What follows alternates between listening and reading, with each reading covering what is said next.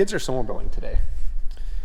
We have an unseasonably warm day today. It's 41 degrees out, or it was. It's not anymore.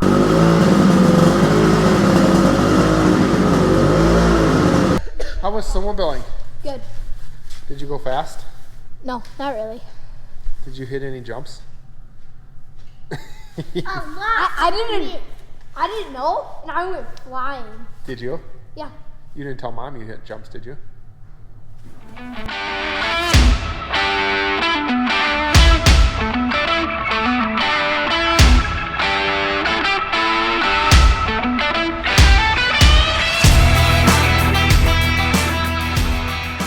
Check this thing out. This is a self-propelled sprayer for plots, okay?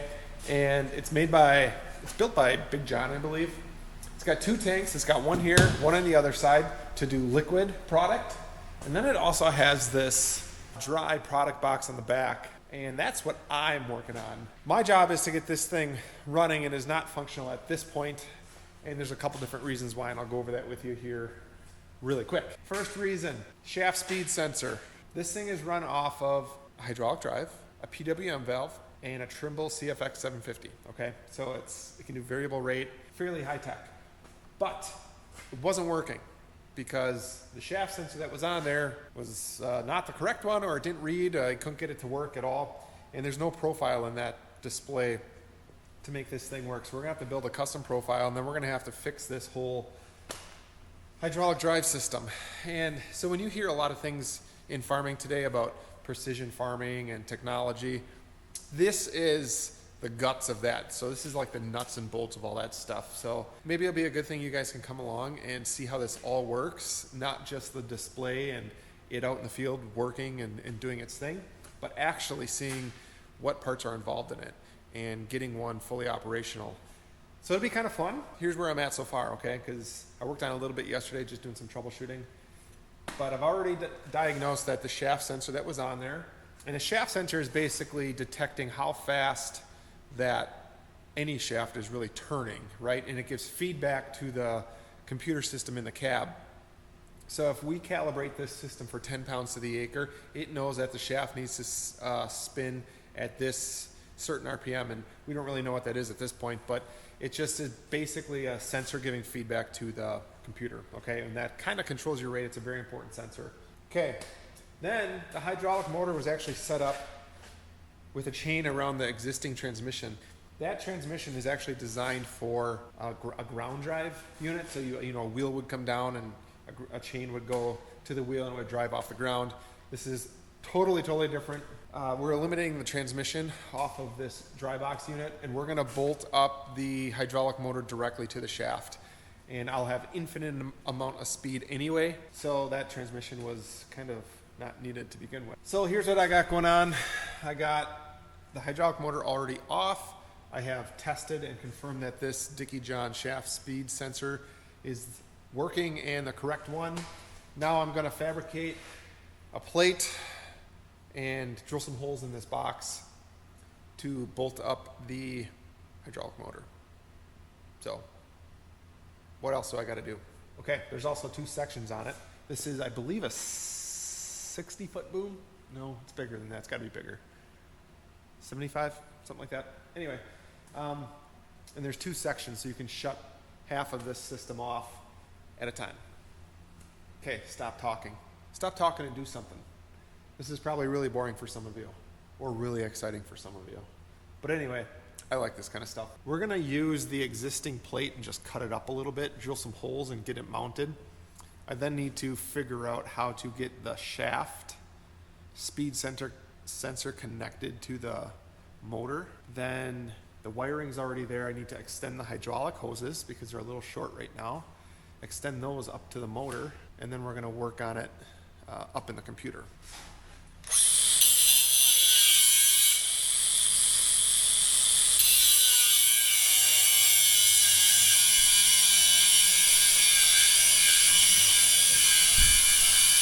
All right, let me give you a quick rundown of what we got going on over here. Okay, this is the mounting plate right here for the hydraulic motor. I got to drill a couple holes on the larger part of it, and that'll bolt up to the box itself. but I'm just gonna cut it right off this bracket because we're not gonna ever need that again. This is the old shaft speed sensor. Actually, we need it just to bolt it up, and I'll zip tie the cord up.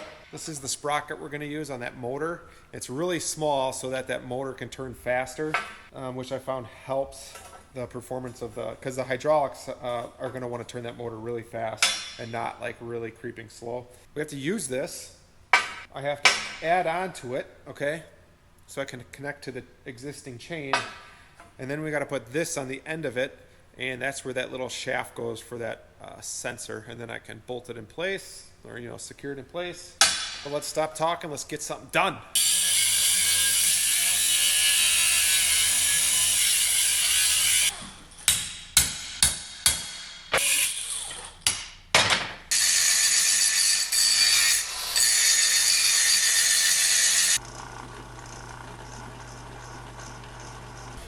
I don't think we own a drill bit that's sharp and grips at the same time. Welcome to making holes on the farm.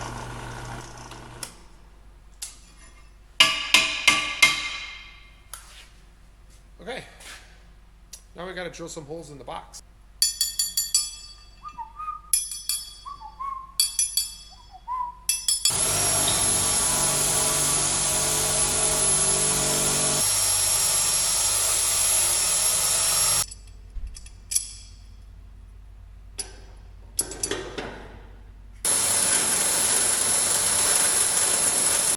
I hate drilling holes, and I use that word strongly. So the existing hole, there's a large hole here, is interfering with these two holes to bolt the motor up. So I must take out a little material right here, and then we're gonna get that sprocket combination on and get it out to here.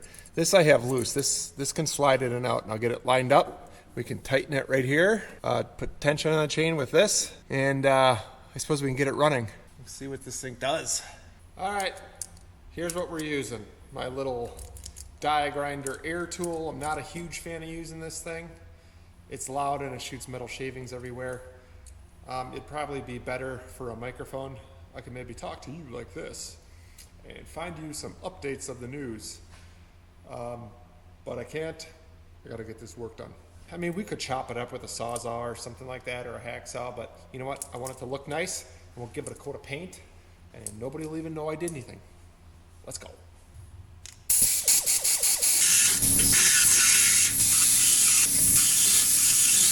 I think we can get rid of this lousy thing. Or actually, I can use it for a microphone the rest of the day. Now, I show you my progress. That didn't take very long, but there's what I needed to do. Just make some room there for those bolt holes. Let's put it in and check that they clear on this side.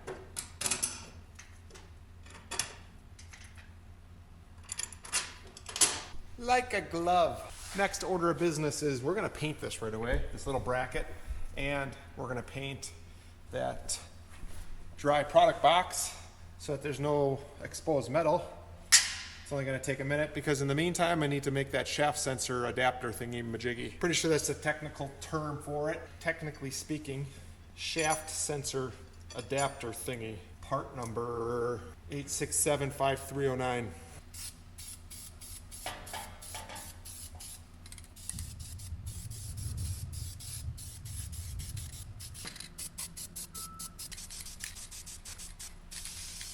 While all that stuff dries, this is the sprocket we're gonna use right there. But if I put it on right now the way it is, it's gonna be too close to the product box, so I need to extend it a little bit, and I have just a weld-on sprocket maker thing. Pretty sure that's also the technical term, which is like the perfect length to extend this thing. So I also have a shaft here that fits inside like so. So in order to line these up, we're gonna put one here. First I gotta fix this. And we're gonna put one in here. We're gonna join them together. I'm gonna TIG weld them together, so we don't throw a lot of heat at this thing. Put that like that. Basically line those two up and it'll work. I then need to weld this, okay, here. I need to weld this on the end like that. Just a couple little stitch welds, that's all I'm gonna do. because it's just going to turn real slow, and the shaft speed sensor goes on the end there. So let's get that done.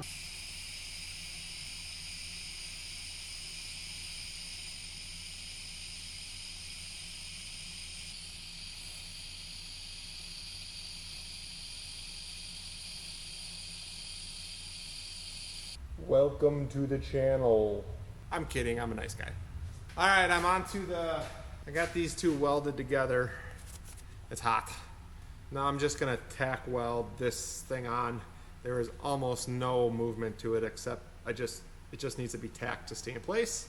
So maybe like a beep beep on each side, and probably cool it down and paint it up black for them.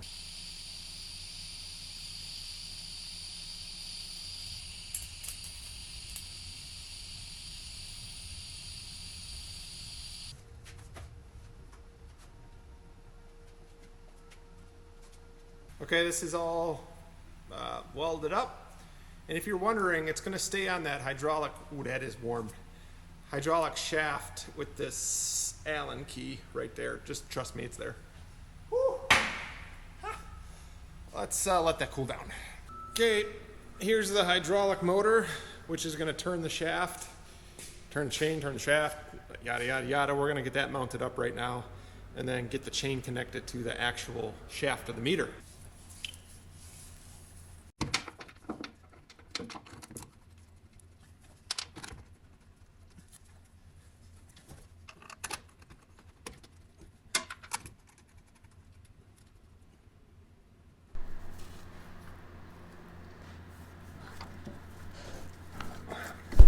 Well, I had my highly accurate blue string measuring method, and I went and ran and got some new hydraulic hoses made. Because of where I moved the hydraulic motor, they needed to be a little bit longer. So, got that done. That's good. Real good. Now we're just gonna get them hooked up. My sprocket should be dry at this point. I painted it black to match, and I really want it to look nice for him. So, I'll get these hydraulic hoses hooked back up. We will get that sprocket on, and we'll get the sensor, the shaft sensor, plugged back in. And then I think we can try to run it and see if it spins. So let's give it a whirl. All right, hoses are installed, and I've conditioned my work boots with some hydraulic oil. Okay, new hose, and they go over here up to the hydraulic motor. And when we're all done here, we're gonna zippy tie those guys up so everything's nice and neat. Now I think we'll put that sprocket on. Okay, we're currently getting the chain cut to fit the hydraulic motor and the metering shaft.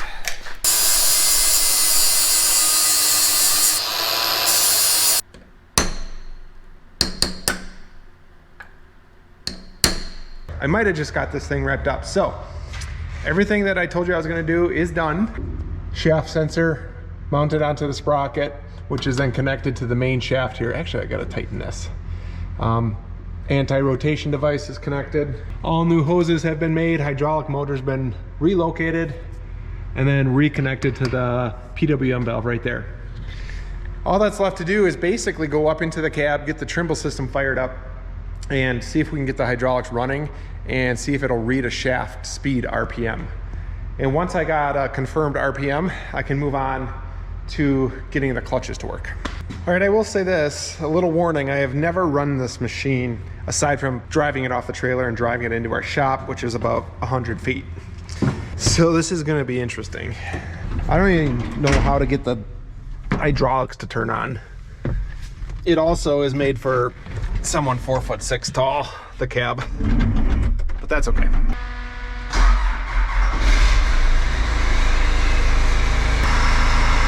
So I am going to attempt to get this hydraulic motor to turn. Let's see what happens. Let's go 8 miles an hour, simulated speed, channel 1, all sections on. 25 pounds an acre, control load. Jump start is on. I wonder if it's button. That is not. That's what lights. That's what lights. Okay. Now. I gotta make a phone call because I don't know what I'm doing, and it looks like I might possibly need to get it outside to get a GPS signal. I don't think I need to do that, but it's possible. So let me make a phone call. 3 days later. Okay, I'm not sure exactly what I all got recorded exactly yesterday, but it was a few days here of troubleshooting wires from the back to the front, from the front to the back, to try to figure out why this Trimble system was not controlling this PWM valve back on this dry product box. Turns out it had nothing to do with Trimble or the dry product box. It had everything to do with one wire up in the cab here. Okay, so let me explain to you how this system works. There's a liquid system on here and a dry system.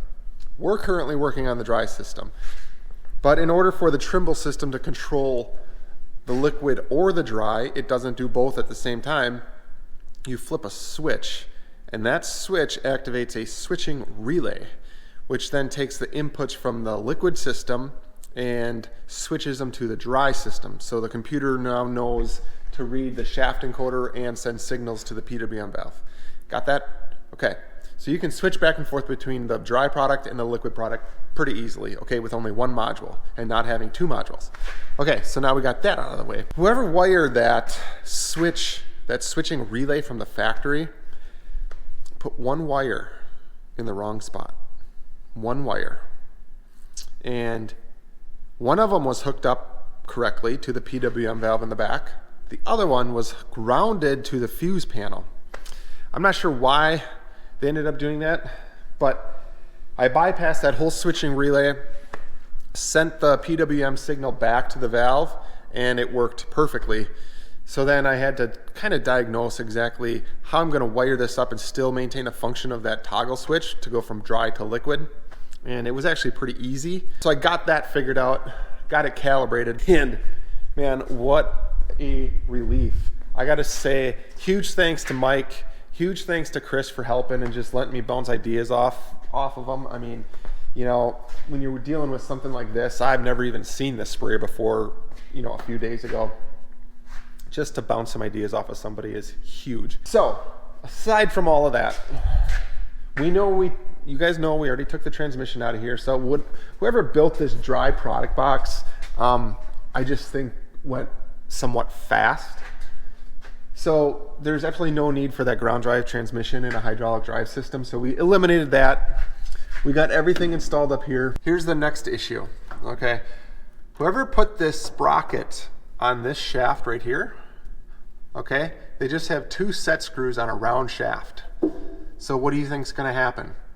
I mean, it turned this shaft for a little bit, but then the set screws just kind of, you know, stripped out, and now this just turns on the shaft. So there's really two options here. Option number one is to remove the shaft, remove the sprocket, remove the clutch, take it out to a machine shop, have them machine a keyway in it in that perfect spot, put a key in it, reassemble it all, and put it back together. Or option number two, which is the one I think I'm gonna do, I can tack weld with our TIG welder a couple little welds on each side of that sprocket to that shaft, and really there's very little to go wrong in that area. The sprocket's never gonna wear out, the chain is replaceable, and that will then permanently join that sprocket in that shaft. And if it ever needs to come off, just grind off that weld and slide the shaft out. So I think that's what I'm gonna do instead of spending all that time and all that money getting one simple keyway put in it. At this point, I'm not sure. We can run through the calibration process again once it's all done. We gotta check that the clutches are working. I verified that the switches do work. There is two sections on this dry product box. So there's 20 outlets. Each clutch controls 10 of those outlets. And I verified yesterday that they do work. Whether they engage or disengage when I hit the switch is something I gotta confirm yet. But first we need to weld that sprocket on. But those are wired up to section 6 and 7 in the Trimble system. So in that setup page, all I did was really just take the pin out and assign it to section 1 when you have that implement selected. So even though they're wired to section 6 and 7, they actually function with the first and first and second section on the switch box. So it worked out pretty good. So, okay, welding time, real quick, won't be bad.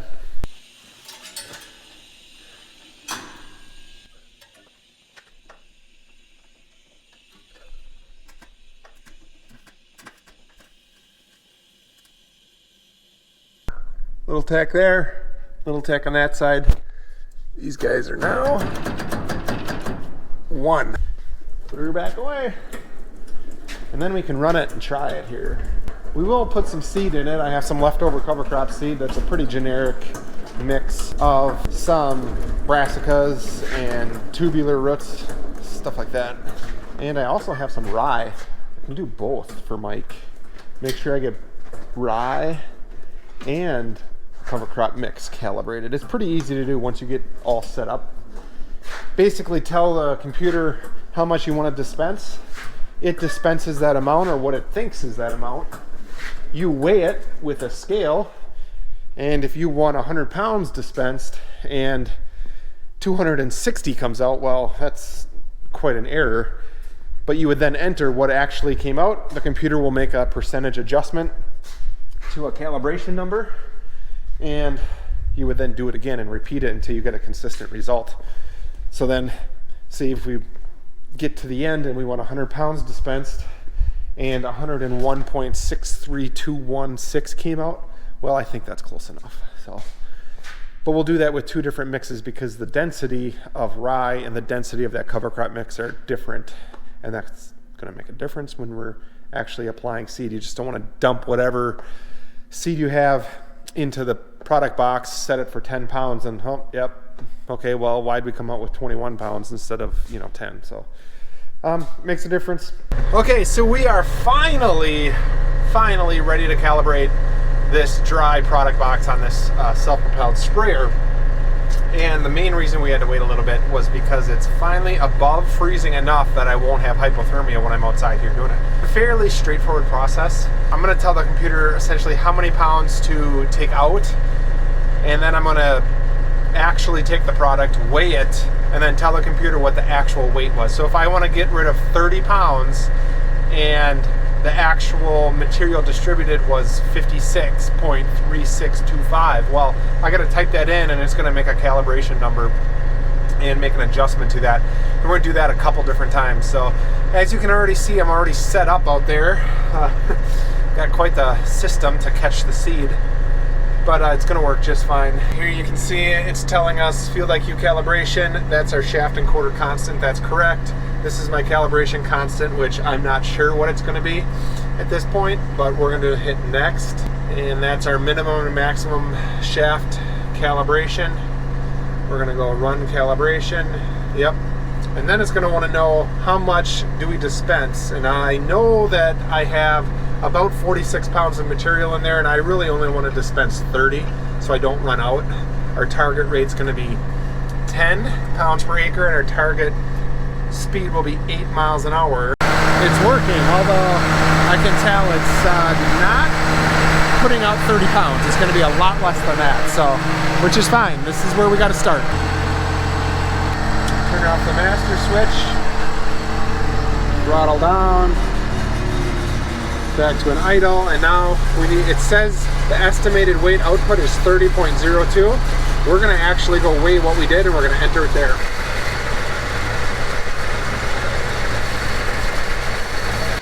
Turn the scale on.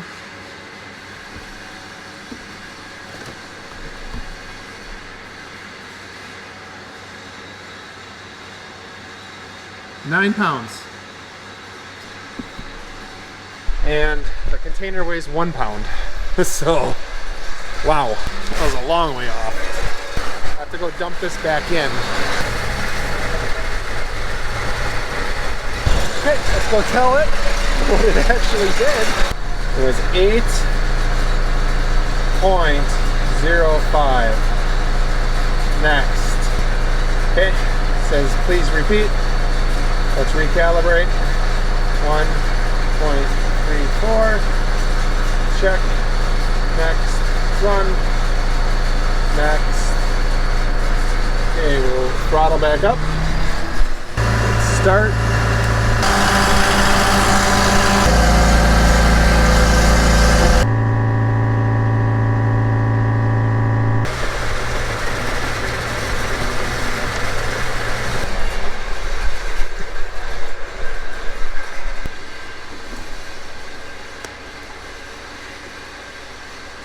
Whoop. 27.1 minus a pound. 26.1. 1.16 is, we'll go 1.15 because I got a hunch. Run. Let's keep that at 30 pounds. No sections open. Go back up to the same RPM. Looks like it's falling into the bin really nicely. Let's just wait for them to finish calibrating and we'll weigh it one more time. In the meantime, I think I'm gonna get a notepad. I have a good memory, it's just short. Get it? Okay, check. Definitely heavier. 32.1, so 31.1 at 115. We're gonna go make that change and let's get it within a pound. It's not quite within a pound. 31.1. Remember that, guys. Okay, next run. Next RPM. All right, we're on to actually rye cover. We're gonna dispense 35 pounds. Target rate. Now let's do 75 pound target rate, 8 miles an hour. That's good. That's good. Next.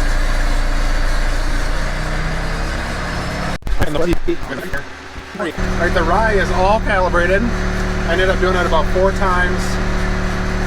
And we're pretty much right on at this point. I mean, with dry stuff, you're going to be a little bit, you got to give it a little bit of leeway. So let's run the rest of it out that's in the bin. We'll go 8 miles an hour, 75 pounds, all sections open, and jump start.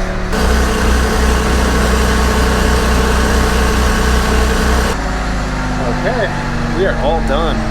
So I have everything calibrated. I have the cover crop mix, which is a lighter rate, and I have the rye cover, which is a heavier rate, both calibrated, very close. So now when you get in the field, you're just gonna have to adjust as needed. You know, as we do larger acres and larger amounts of seed, then just get it adjusted as needed and go from there.